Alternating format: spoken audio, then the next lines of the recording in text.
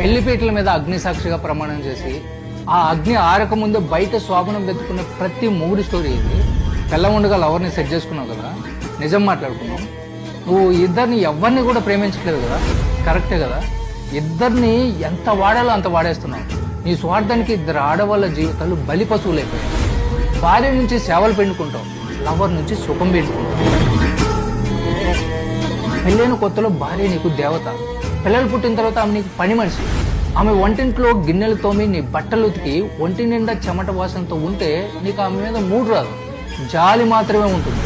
So ఆ కామం తీర్చుకోవడానికి బయట బిర్యానీ దగ్గరికి వెళ్తాం. ఇక్కడ నుంచి నీ డ్రామా స్టార్టింగ్. ఇంట్లో ఇళ్ళలు, వంటింట్లో ప్రియురాలు.